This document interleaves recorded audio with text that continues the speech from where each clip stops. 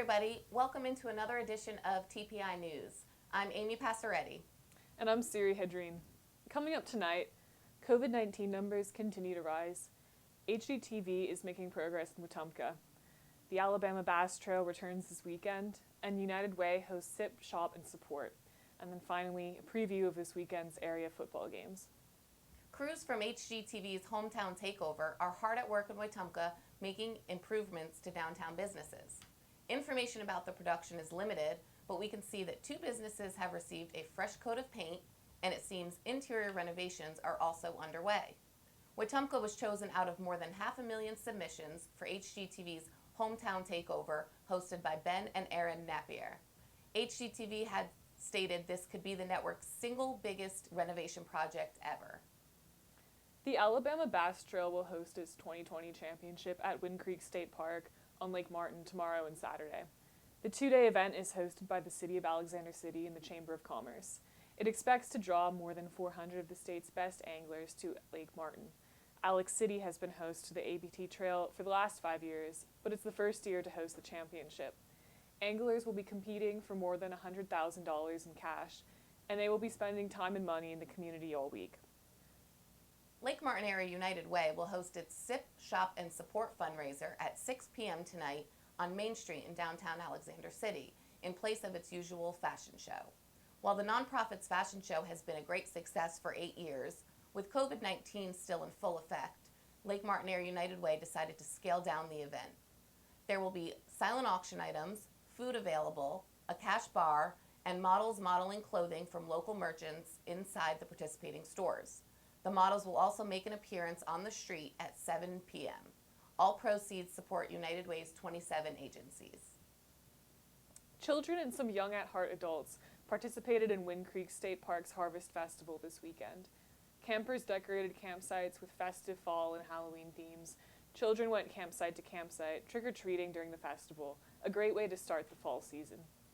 And then after the break, we'll update you on the latest local COVID-19 numbers, and Ryan and Kayla will take a look at sports, including this week's Players of the Week.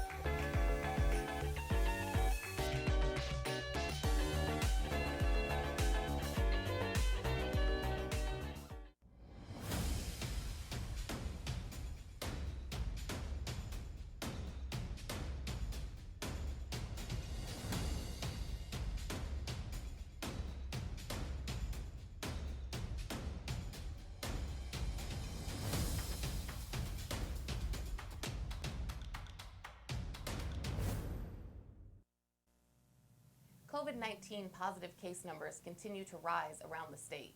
There are now 177,064 cases statewide since March, 15,692 coming in the last 14 days. Locally, Tallapoosa County is considered moderate risk according to the Alabama Department of Public Health's Risk Indicator Dashboard. Tallapoosa County has seen 101 new cases in the last 14 days, totaling 1,305 cases since March. Elmore County is considered low risk, with 271 new cases in the last 14 days, totaling 3,148. Coosa County is considered high risk, with 19 new cases in the last 14 days, totaling 202 cases since March.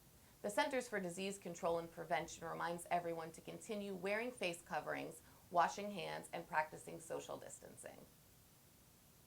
We will now hear from Ryan and Caleb on some weekend sports. Hi, I'm Ryan Gallagher with Alexander City Outlook. Not joined with Caleb Turntine today. He's out covering high school volleyball, which is where I was yesterday. And with that note, I'd like to give Horseshoe Bend a special congratulations for advancing to the state portion of the playoffs, and we'll be playing in Birmingham next week. Congratulations, girls. We're pulling for you and looking forward to seeing y'all take home the gold. Jumping into football, we got a lot of games this week, and we're going to start with our players of the week from last week with Elmore County's Jabari Murphy for Elmore County's portion. He had 2 touchdowns and an interception to help boost them to a win.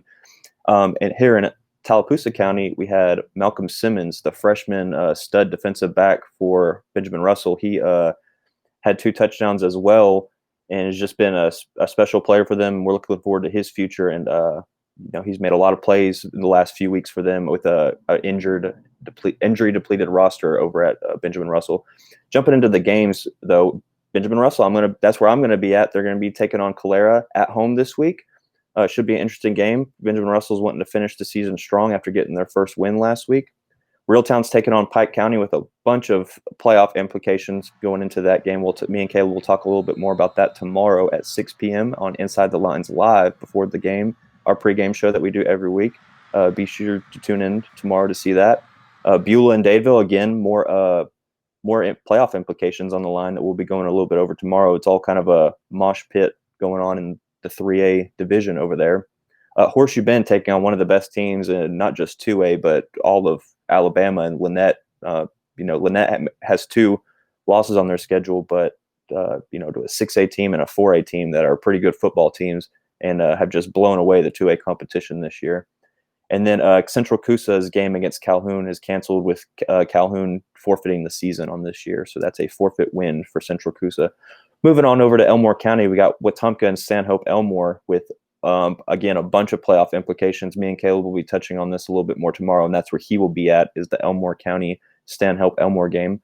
Moving on, we got Tallahassee and Clay Central. Tallahassee, who had been playing strong the last few weeks before having to go into a quarantine, taking on one of the best teams in the entire state, if not the entire country, and Clay Central, who's the back-to-back 5A state champions. Moving on, we also got Sylacauga at Hopeville, and that's for playoff home field advantage. So a lot going into that game. And then finally wrapping it up with Crenshaw and Edgewood, which is also homecoming for Edgewood. So a lot of games are going to be going into these games a lot more in depth tomorrow. Be sure to join us, and be sure to follow us on Twitter every Friday night with the hashtag TPI Preps, and you'll be able to follow along with all the games going on, all that good stuff.